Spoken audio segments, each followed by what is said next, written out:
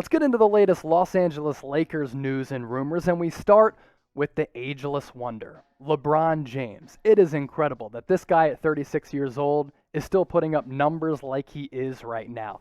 If you think about it, he entered the league in 2003. It's 2021, and LeBron James is still the best player in the NBA. I don't want to hear any arguments against that. And if you look at LeBron James's last 4 years, my goodness, there has been no drop-off in his play from 2017-18 all the way until 2020-2021. I mean, this guy continues to defy father time. Him and Tom Brady, they must be eating avocado ice cream together, and I know that they're both spending millions of dollars on their bodies because there's no way that these guys should be defying science the way that they are, and LeBron James continues to do that. But how long is LeBron James going to play for? If he's this elite, this great at the age of 36, my goodness, is he going to continue to play for many years to come? Well, Jeanie Buss said something interesting on First Take today.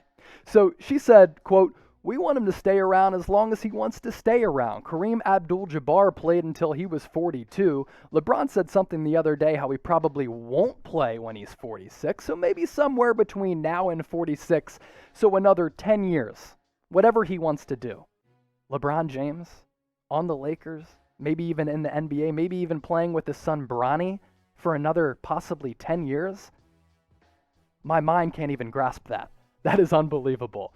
As far as LeBron's contract situation for the immediate future, he signed a 2-year deal worth $85 million. It was an extension prior to this season, so he's tied to the Lakers through the 2022-23 season, and there has been absolutely no drop-off in his game at all. So Jeanie Buss, I know she'd be happy to have LeBron James on the Lakers for another 10 years. And as NBA fans, wouldn't you love to see LeBron James continue to defy father time and play at this clip for that long? I'll tell you this, I have learned to appreciate greatness, and I don't want to see LeBron James's career end anytime soon. Now, let me ask this question for you. So we're going to do some NBA history here. Have you ever heard of the name Nat Hickey? Well, back in the 1940s, he played until he was nearly 46 years old. LeBron, only 36 right now, but given what Jeanie Buss said, could LeBron James overtake that record from Nat Hickey and become the oldest player ever in the history of the NBA? Possibly. What do you think? Type LBJ for LeBron and type NH for Nat Hickey.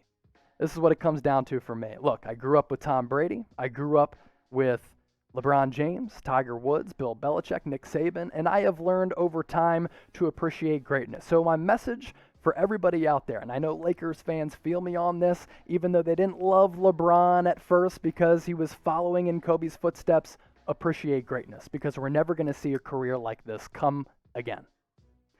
Let's move on to Blake Griffin now. So last week, him and the Pistons agreed to a buyout, and Blake Griffin ended up signing with the Brooklyn Nets. That was my favorite destination for Blake Griffin. Multiple contenders were said to have interest in Blake Griffin because, yeah, he's not going to be the player that he once was in his prime where he was averaging 20 and 10 and just, being a human highlight reel every single night. But Blake Griffin maybe still has a little gas left in the tank for a contender, no longer an elite athlete, and I think he has lost a step, but could be a valuable piece for a contender. That's why contenders were interested in him, and he decided to go to the Brooklyn Nets.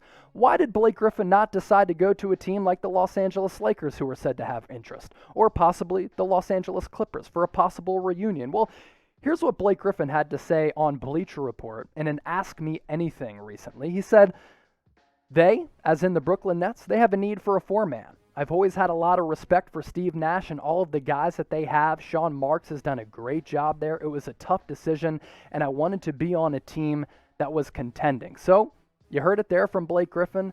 That's why Blake Griffin has decided to go to the Brooklyn Nets and not the Los Angeles Lakers, which, hey, good for Blake Griffin. I don't think he's going to be a guy who's going to blow the doors off of everybody, but Blake Griffin, can he come off the bench and help the Brooklyn Nets a little bit? Possibly. Not going to be that 20 and 10 guy, as I mentioned, but Blake Griffin's still a valuable asset, and who knows, maybe he goes to Brooklyn and he becomes somewhat re-energized. Now, what do you think about Blake Griffin going to the Brooklyn Nets, and which team do you think Blake Griffin should have went to? Which team would you have liked to have seen signed Blake Griffin? All you got to do, hop in the comment section below and let us know which team you thought should have signed Blake Griffin. So St. Patrick's Day is coming up in about a week, and if you're going out, you're going to need some St. Patty's themed NBA gear. This is what you have to do. Head to chatsports.com/NBA green.